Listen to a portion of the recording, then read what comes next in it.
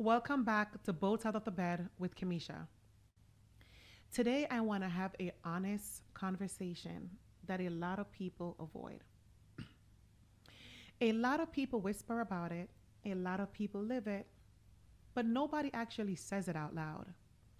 And the truth is, so many adults are living in relationships where they are lonely. Not single lonely, not I wish I had someone lonely, but that deep internal loneliness that hits you even when you're lying next to somebody every single night. That silence that feels louder than words. That disconnect that feels like grief. That emptiness that feels like you're disappearing in your own life. And what's wild is that people look at these relationships from the outside and think, wow, everything looks great. They see pictures, the kids, the vacations, the routines, the matching outfit for Christmas, the smiling selfies at dinner, and they assume love lives in that house. But what people don't know is that behind so many closed doors, the only thing that people share is bills and a bed, and also responsibilities and a script they've been reading for years. And the truth, the hurtful truth, is that a lot of people aren't staying because they're in love. They're staying because they're comfortable. They're staying because financially it makes sense. They're staying because the idea of starting over feels too much. They're staying because splitting a household is expensive. They're staying because they don't want to downgrade their lifestyle. They're staying because they don't want to explain to their families, their kids, or, if crazy enough, social media, why it ended. They're staying because emotional survival feels easier than emotional honesty. It's crazy how many adults are living in emotional prison like that. And it looks like a home. And then in that loneliness, something else started happening. Something people swear they'll never do. Something they judge others for doing. Something that becomes that very thing they run to just to breathe. People start seeking validation, comfort, or connection outside of the relationship. Now, let's be real. Everyone has an opinion about infidelity. Everyone thinks it's about sex or temptation or someone being greedy or selfish. But that's rarely the truth. The real truth is that most people don't cheat to leave. They cheat to stay. They cheat because they're drowning. They cheat because they're starved for attention, for intimacy, for affection, for validation, for something that makes them feel alive again. Something that reminds them they're still desirable, still seen, still appreciated, and still human. It's not right. It's not justified, but it's real. Infidelity is not always the cause. Sometimes it's the symptom of years of emotional neglect, years of feeling overlooked, years of begging for communication, years of being touched but not felt, years of being talked to but not heard, years of being in the same room but living two separate lives. Some people cheat because they're cowards, but many cheat because they're numb. You know what's even more heartbreaking? Some people are more comfortable building a secret escape than they are having an honest conversation. They will choose lies over honesty, fantasy over truth, escape over accountability, and infidelity over separation. Not because they are choosing two people, but because they are avoiding one decision. And this is where the kids come in. The kids become the excuse, the shield, the justification. Ooh, we're staying for the kids. We don't want to break up the family. We want the kids to grow up with both parents. And listen, I respect family. I respect commitment. I respect partnership. But we have to be real about the one thing about any kid. They always know. Kids hear the silence. Kids feel the tension. Kids notice the lack of affection. Kids see when mommy and daddy stop touching, stop laughing, stop talking. Kids know when a home is just a house. They know when their parents are roommates, not partners. Staying in an emotionally dead relationship is not staying for the kids. It's staying because you're scared of the unknown. And people don't admit that out loud, but I'll do it for you because it sounds selfish. But staying in a relationship that doesn't nourish you is also selfish. It teaches children that love is supposed to be tolerated, not felt. It teaches them that silence is normal, that distance is normal, that a loveless home is normal. And that cycle repeats itself in their adulthood, believe it or not. The crazy part is that people who swear they'd never tolerate infidelity end up tolerating everything except honesty. They tolerate disrespect. They tolerate coldness. They tolerate neglect. They tolerate lies. They tolerate absence. They tolerate emotional starvation. But they won't tolerate the truth. And the truth is this. So many adults are exhausted. They're tired of fighting, tired of pretending, tired of hoping their partner will change, tired of trying to communicate with someone who only listens to freaking respond, tired of begging for a connection, tired of trying to fix something by themselves, tired of going to bed next to someone who feels miles away, and tired of being the only one emotionally invested. And in that exhaustion, they do what exhausted people do. They shut down. They disconnect. They detach. And they convince themselves that numbness is easier than choices. Loneliness becomes part of their routine. Heartbreaks become part of their schedule. Pain becomes familiar, and familiar becomes comfortable. Comfort is dangerous. Comfort convinces people to stay where love left a long time ago.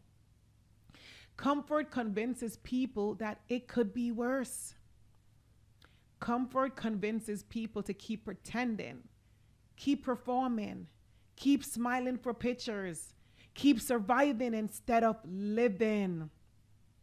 And the saddest part, people are so afraid of starting over. They're afraid of being alone. They're afraid of losing financial stability. They're afraid of dating again. They're afraid of sleeping alone. They're afraid of split holidays and shared custody. They're afraid of going backwards. They're afraid of judgment. They're afraid of disappointment. They're afraid of facing the truth. They stay too long. But here's the plot twist. Starting over is not the thing that destroys people. Staying in the wrong situation is. Staying where you're undervalued destroys your self-worth. Staying where you're unloved destroys your spirit. Staying where you're unseen destroys your confidence. Staying somewhere out of fear destroys your peace. Staying where love has expired destroys your soul. You know what destroys kids? Watching their parents suffer quietly.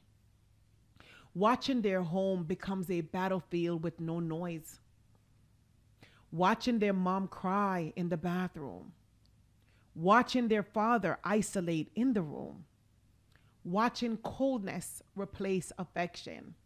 That's what breaks kids. Not divorce, dysfunction. And here's the thing people don't want to admit. Leaving doesn't always mean failure. Sometimes leaving is the healing. Sometimes leaving is the act of love. Sometimes leaving is the first step to both finally breathing again. Sometimes settling is more dangerous than walking away. Now let's talk about the loneliness. The real loneliness. The kind that people won't say out loud. The kind that makes you feel invisible inside your own story. The kind that makes you question your worth. The kind that makes you mourn someone who is still alive. The kind that makes you crave connection so deeply that even the wrong person feels right for the moment. The kind that eats at your spirit in silence. Loneliness in a relationship hurts more than loneliness outside of one. Because being alone is one thing, but being with someone who makes you feel alone, that's a different pain. That's a different wound. That's a different level of heartbreak. And that crap hits your soul, not just your heart. But here is the truth. I want you to take from this episode, if you take nothing else. One day the pain of staying becomes louder than the fear of leaving.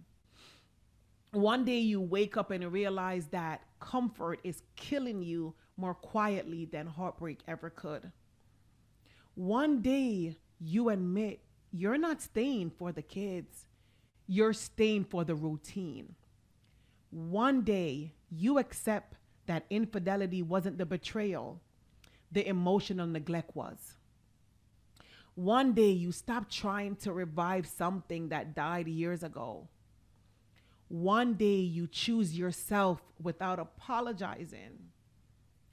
One day you finally walk away. And that day is when freedom begins. Not the loud kind of freedom, not the celebratory kind, but the quiet kind, the peaceful kind, the internal kind that lets you breathe again, the kind that says, I deserve better. My kids deserve better. My future deserves better. My happiness deserves better. And love is not supposed to feel like survival. And that's the truth people don't want to admit. But it's the truth that sets them free. And before I close this one out, I want to leave you with something real, something personal, something I wish more people ask themselves when they're laying in bed at night, pretending everything is fine.